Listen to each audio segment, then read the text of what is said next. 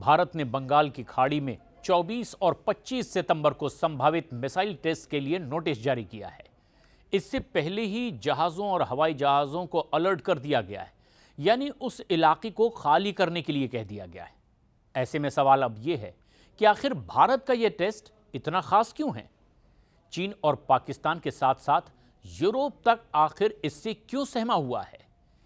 क्या यह सिर्फ एक रूटीन टेस्ट है या इसके पीछे कोई बड़ी रणनीतिक तैयारी छिपी हुई है? आज हम इसी राज को खोलने जा रहे हैं। जब भी कोई देश मिसाइल टेस्ट करता है तो सबसे पहले नोटेम यानी नोटिस टू एयरमैन जारी किया जाता है। यह दुनिया को पहले ही चेतावनी देने जैसा है, ताकि जहाज और प्लेन उस इलाके से दूरी बनाए रखें और टेस्ट सुरक्षित तरीके से किया जाए। भारत ने तो अब जो नोटेम जारी किया है उसमें साफ लिख दिया गया है कि 24 से 25 सितंबर के बीच बंगाल की खाड़ी में मिसाइल टेस्ट होगा। रेंज बताई गई है लगभग 1430 से 1500 किलोमीटर तक। मतलब ये कि मिसाइल ना सिर्फ पाकिस्तान बल्कि चीन के कई हिस्सों तक आसानी से पहुंच सकती है। और इसीलिए यह खबर सिर्फ तकनीकी नहीं बल्कि रणनीतिक भी है। भारत पिछले कुछ महीनों में लगातार मिसाइल परीक्षण कर रहा है। अगस्त 2025 में डीआरडीओ और स्ट्रेटेजिक फोर्सेस कमांड ने पृथ्वी 2 और अग्नि 1 के कई परीक्षण किए।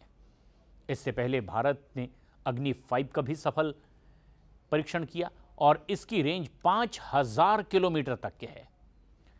यही वो मिसाइल है जिसने चीन और यूरोप तक में टेंशन फैलाई हुई है। और ये सारे परीक्षण सिर्फ ताकत दिखाने के लिए नहीं बल्कि यूजर ट्रायल भी होते हैं, ताकि सेना को भरोसा रहे कि मिसाइल हर हाल में सही टारगेट पर पहुंचेगी।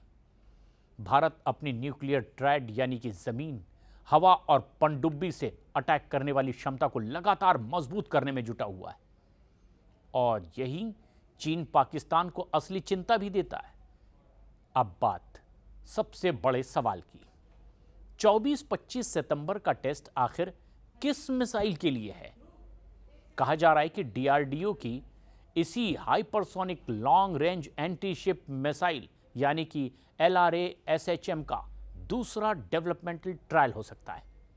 यह मिसाइल मैक 8 से मैक 10 स्पीड तक जाती है और रेंज होगी 1500 किलोमीटर तक। खासियत यह है कि इसे जहाज़ों से, एयरक्राफ्ट से करियर को मार गिराने के लिए डिज़ाइन किया गया है।